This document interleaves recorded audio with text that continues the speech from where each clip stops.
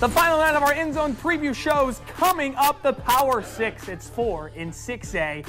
We got some good teams towards the top that are going to be vying for that state championship. And West Point's riding the tidal wave in 5A. Could they go back-to-back for the first time since 7 years ago? And chasing the chance, we actually have one team coming down to coming up to 5A that won a title last year. Plus, talk South Tupelo. We got it all coming up. WCBI Sports EndZone Preview Show with Robby Donoho and Tom Ebel is brought to you by Toyota. Let's go places. The final night of our EndZone Preview Show Spectacular. We are presented by Toyota. I'm Robby Donoho alongside Braden Bishop and Adam Gore. We got our big boy seats tonight on the table, changing it up just a little bit. For the big boy schools, we're in 5A and 6A tonight. First impressions, 5A and 6A. Obviously, West Point's going to be the team we're going to talk about in 5A a lot, but 6A, kind of wide open. Anything can really happen this year, it seems like. Yeah, 6A is going to look really, really interesting this year. You know, I went back and watched us talking about 6A last year, and you know, we talked about Clinton, we talked about Braden. We didn't really know, and we talked about Columbus. We didn't really know what was coming out of the north, and this year you now throw Oxford into the mix, and it's going to be really interesting. Horn Lake, there's some teams that are going to be really good. We're going to do more of an in-depth preview with all these teams since we don't have as many area teams in 5A and 6A. But I mean, there's a lot we're going to get to, and there's a lot to catch up on because there's quite a few changes in the mix for this year. Yeah, you know, you've got new players, new coaches, a lot of new talent coming in. So some teams that have been traditionally good are going to be down a little bit this year, but that's going to open the door for opportunities for these younger kids to come in and kind of establish themselves for the future. So just to reiterate, in Class 6A we have Columbus, Tupelo, Starkville, and now Oxford. And in 5A you have West Point and South Tupelo still there. You know, New Hope went down to 4A. We talked about the Trojans last night. And you have Lafayette coming up to 5A. Lafayette won the state championship in 4A last year. Now you come up to 5A. A bit of an interesting storyline there for the Commodores coming up to 5A. Absolutely. And, you know, Lafayette's always got just tons of athletes. So they're going to do extremely well this year. But you got West Point on that level, so that could just be two Titans waiting to clash. We'll talk 5A coming up a little bit later in the show. We're jumping into 6A. Who's the team to beat in 6A? Do we really know? Well, we'll let you know. We'll try to know when we come back. Welcome back into our EndZone preview show, night number 3. We start with 6A. We got our 6A helmets up here, Tupelo and Columbus. We'll start with Tupelo. We'll start with you. Tupelo was obviously the team that everyone fell in love with last year, winning 13 in a row on their way to the playoffs and then losing to Madison Central. They've got hype around them this year, and are they going to live up to the hype?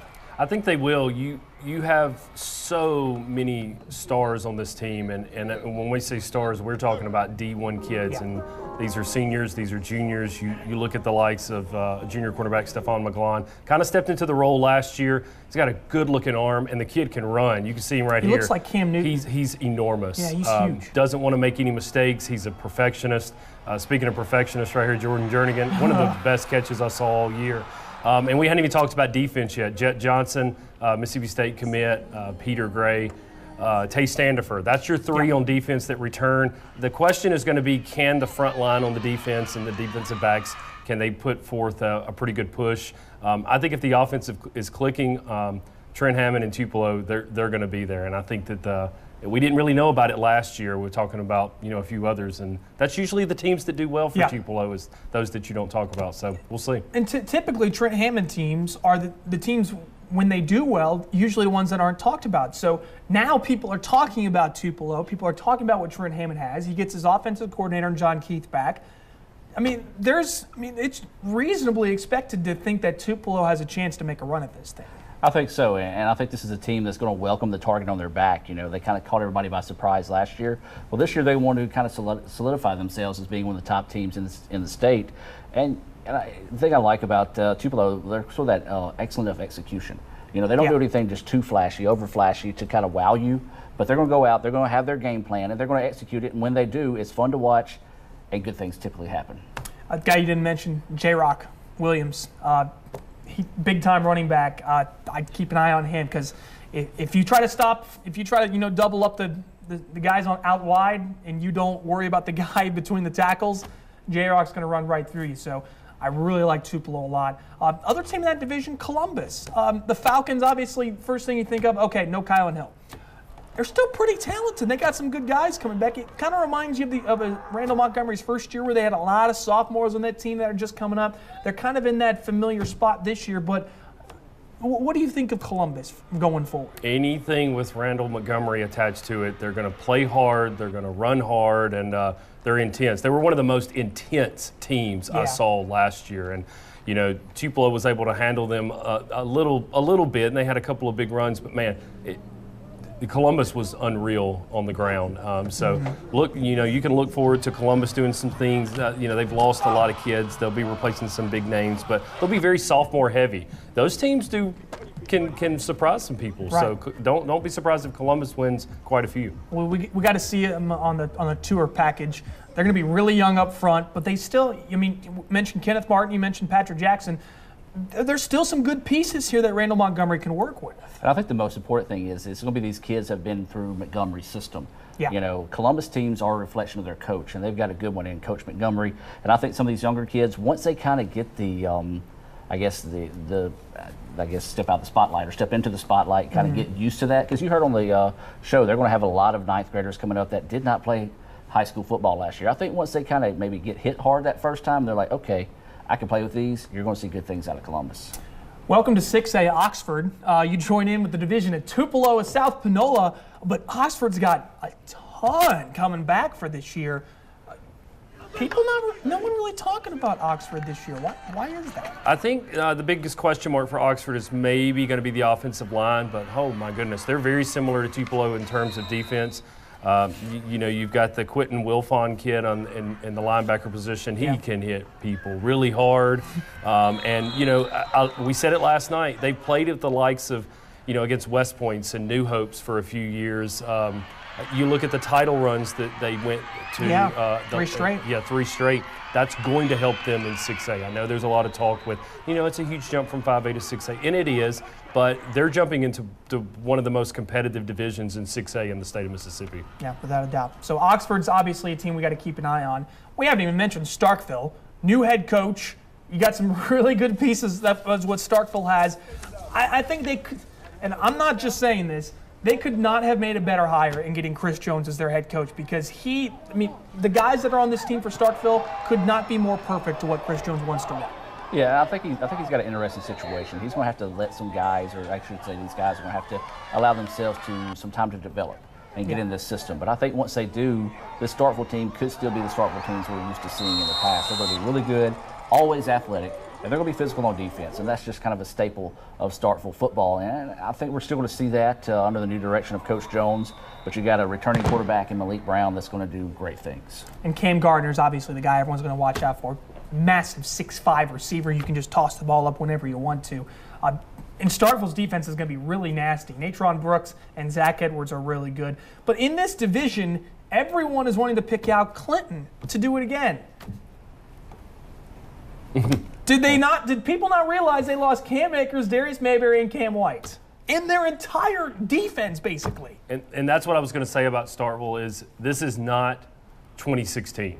And this division, I don't know if I can use the words it's wide open, but it's a heck of a lot more wide open than it was last year because it was Clinton and everyone else for the most part. So I like Starkville. I think that they're going to be a team that's that you have to look out for. Now, I mean, you have, you know, your Callaways that you might want to look out for in this division. You know, your Warren Centrals, your Northwest Rankins, they're always going to be competitive. But I like Starkville. I like Coach Jones. I like that. If Madison Central can put up any points at all, I think Madison Central may be, if you want to pick out a team to beat, maybe it's Madison Central. But, I mean, just overall, just top to bottom, this division's really, really impressive. Yeah, I'm going to go with Madison Central on that as well, just because of their defense. You know, I think this division is going to be so even with young players coming up. I think the defense is going to be the edge in that one. They come out, set the tone, as you said, If they can put some points on the board, they can keep teams from putting points on the board, and that's going to be big.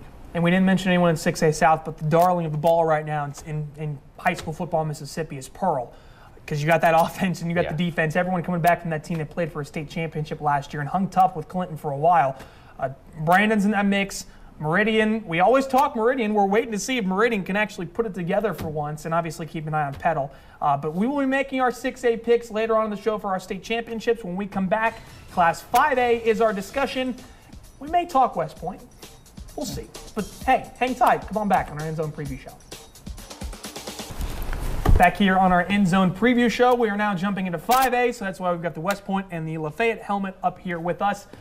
If you don't start talking 5A without talking West Point immediately, then you're doing something wrong.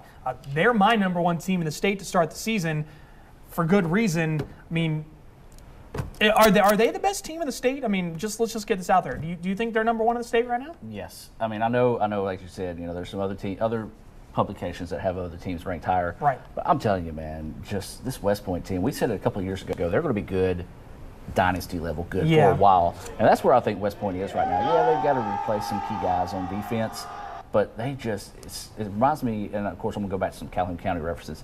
That Calhoun City, they've got. That heritage, that you got the history, names that you remember. You have to live up to it because my uncle was on that team, so he's saying you can't be the one to let us down, and that's sort of the mantra that this West Point football team is taking on. They don't want to be the group to drop the ball. There's not many holes in this team that you can pick out of West Point. I mean, if you want to pick out one, maybe it's on defense, losing Tay Hampton and Everett Cunningham, but still you got Terrence Cherry and Xavier Fair. Where are they vulnerable? They don't have many holes, Robbie, when they have Terrence Cherry. The kid is massive. Saw him this past Saturday. And then you look at offense and Marcus Murphy. I mean, there's no reason for us to continue talking when you have a kid that can play, slot receiver, running back, quarterback, corner, DB, whatever. Gosh, there he he's is. good, y'all. First play of scrimmage right there. He's really, really, really really good. And the guy behind him would probably start at most other 6A schools in Chris Calvert. Maybe if you want to throw an X factor in there for West Point, they always seem like they have the running quarterback and the passing quarterback. Last year the passing quarterback was Clayton Knight, who could also run pretty well. This year it's a sophomore. It's Coach's son, Jake Chambliss. Does the running passing quarterback, what does that do for an offense, or what is that going to do for West Point in this instance? I think it just makes them more dangerous. Yeah. I think you have so much talent on offense that opposing teams' defense coordinators just not going to sleep that week. Like, what are we going to do? How are we going to stop this? If we focus on this one, guess what? You got this guy to beat you. Yeah.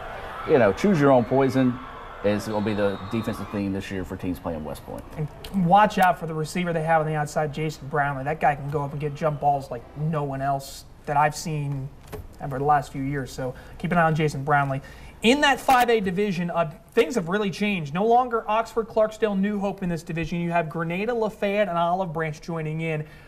Lafayette is really interesting to see them in 5A because now you have two state champions in one division for this year. What does that do for just the rest of 5A as a whole? Lafayette did very, very well in 4A last year. They took care of business on many chances. Will Ard, they're losing their quarterback this year.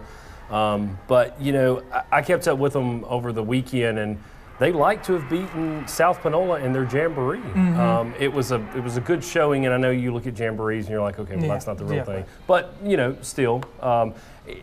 Lafayette is really, really good, and they, you look at them in the last 10 years, they can do some things and run the gamut. So we'll just see. They're in an interesting division with West Point. Brandon Turnage and Jamarcus Quarles. The starts and ends with those two on Lafayette this year. What about Saltillo? Pat Bird has obviously seen everything and been through everything in Mississippi high school football. A team that kind of struggled last year, but you got a pretty good athlete in Dontel Young returning. So can Saltillo get in that top 4 mix? I think they're still in that building process right now. They're still establishing themselves as a football program. And they got the perfect coach doing that because he's one of those, he knows how to win, build winning programs. Are they in the top 4? They could be one of them easily. Now the top 2, no. But yes, I think if they can get some breaks and get some confidence early in the season, good things can happen for Saltillo. What about the rest of this division? So Lake Cormorant, Grenada, Olive Branch seem like those 3 teams could be towards the top in this division. Pick out a team that you like there. I like Lake Cormorant. I think they could be pretty good. It's like Robbie and I saw them last year at West Point, and y'all, they took care of West Point in the first half, and Robbie and I were wondering what's going on. Now, second half was a completely different ball game, but they have just phenomenal athletes that can throw and catch and run. They're some of the fastest kids out there. Yeah. Don't forget about Grenada. I saw Olive Branch last year too. Olive Branch is going to be better. Surely they're going to be better. Going to be better. How does that team go winless? Yeah. They won a state championship, 6 years ago? And you go winless on a season? Fabian Lovett is a big-time D1 guy. Keep an eye on him on that defense for Olive Branch. But surely the Conquistadors are going to win a game this year. We'll just have to see how it all plays out. We're making our picks, state championship picks. You got it written down. You got them in your head because you're smart. We're going to talk about all that when we come back. Back here on our EndZone preview show, night number 3, the final night. We're going to start making our picks and predictions in Class 6A. Let's start off with Region 1. Who wins Region 1? Tupelo, South Panola, Oxford? Who's going to win Region 1 6A? Are you allowed to pick? Yeah, I'm allowed to pick. Okay, who can pick? South Panola. Of course you are. Yeah. I'm actually going with Tupelo. Okay. Yeah, I'm going to say I think the Golden Wave will get it done. I'm going to take Tupelo as well. I think one thing that's really gonna help them is having John Keith, the offensive coordinator. Michael Campbell was a fabulous offensive coordinator, but Trent and John just seem like they're kind of attached at the hip at times. So I think that's gonna help out a lot this year with a young defense coming up. Region 2 6A. Clinton, Madison Central, Warren Central, Northwest Rankin, Starkville. I'm going with Starkville. Yeah. I'm going to pick Starkville. I think Starkville's going to find their rhythm at the right time of the year. Some of these kids, they're hoping they can get some rhythm going at the right time of the year. Is going to find it, and they're going to get it done. I like Northwest Rankin. Okay. One of the most athletic teams. I know not an area team. Sorry, Starkville. One of the most athletic teams I saw last year. Tupelo was just on fire that night and was able to take care of business. But man, they've got some kids and some. Cameron Carroll's coming back, their leading rusher. So yeah, Northwest Rankin's Toby Collins. Yeah. Toby Collins, one of the best coaches from our area, coached at Itawamba AHS and came up through Smithville. So, yeah, Toby Collins knows what he's doing. So, Northwest Rankin, that's not the team I'm picking. I'm going with Starkville. I think Chris Jones is going to take that team to a division championship, and I really like Starkville a lot. Who's going to win 6A North? Tupelo. Okay. I'm riding the wave. Riding the wave. I see what you did there. That's never been said before. No. I like South Panola to win the North. Yep. Okay. I mean, Ricky Woods coming back. Yeah, that's the storyline we haven't touched on. Ricky Woods coming back. It was this time last year. We're talking about Lance Pogue right before the beginning of the first year where he announced. And, you'll get to see South Panola 24 hours earlier than just about everybody else. They play Clinton coming up tomorrow night, which, I'm going to say Starkville wins that division. I got Tupelo winning 6A North, and I have them playing Pearl in the state championship. Who wins the state title in 6A? Pearl. Pearl? I'll go with Brandon. Okay, just to change it up a little bit? Just change it up a okay. little bit. We get to see them in week 4, too. Yeah, I have Tupelo over Pearl in my 6A state championship. I'm not sure I trust Brandon fully. I don't trust Meridian. I think Petal's going to be in that mix as well. But, another team to keep an eye on in 6A North. We didn't get really a chance to touch on a little bit. 2 teams, actually. Callaway, you got Malik Heath and James Williams. And then Horn Lake was probably one of the more underrated teams out of 6A North last year. I know you got to see them when Tupelo played them, and Tupelo just sort of ran roughshod through them in the first quarter. But keep an eye on those 2 teams in 6A. In 5A, do we even need to talk about this? Not really. For time purposes, yes, we do. For time purposes, let's say, okay. West Point wins Region 1. Who finishes second? Lafayette. Okay, Lafayette. I like Lafayette. They're going to come in. I think that's going to be a really good game this year when West Point Lafayette. Of course, the hype's going to be there. Yeah. 2 very proud programs that has that refuse to lose attitude. Big things going to happen. Second? I like Lafayette. It's West Point's division. It will be. Will West Point go undefeated? Okay, is West Point winning the state championship in 5A? Yes. Yes. Is West Point going to go undefeated this year? Yes. Who I haven't seen. I should- So you play Columbus start of the year. You got Knoxville in there. You also got Starkville. I mean, I was fixing to say you'll know in the first month. Yeah. Okay. If they get through that first 3 games. so if they get through non-division, then they I tend to agree. Matter with of fact, my championship I wrote down West Point over it don't matter. It actually does It's say that. actually there. Yeah. I will say though, I had them playing Picayune in the state championship. If West Point and Picayune play in the 5A state title, that's going to be one of the most rugged, tough, hard-nosed games of football that you will see anywhere in the country. Because Picayune wants to play, downhill running style with that triple option, and West Point just wants to try to beat you up in the trenches. So if that ends up coming to fruition, Yeah, it's just your dream matchup. That's Yeah. what you want to see in a state championship game. 2 teams that just want to get out there and slug it out and play championship football at a championship level. So we've previewed everything. We will put all of our picks on Twitter and on social media platforms so you can keep us accountable since, we're just measly men here. But we're going to wrap it all up and look forward to what's coming up Thursday, Friday on the End Zone here on our preview show next. All right, so the preview's done. We're all done talking. It's time to get down to football. We have Thursday night games. Our Thursday night showcase will be West Point and Columbus. Friday, our game of the week will be Knoxville, Starkville. There's a lot of really good games. It's only one way to finish it out. You got to put on your helmet. This is true. So, I got Pontotoc here. Hey, get ready for some football, everyone. Enjoy your Thursday. We'll see you Friday on the End Zone. Have a great night. WCBI Sports End Zone Preview Show with Robby Donoho and Tom Ebel is brought to you by Toyota. Let's go places.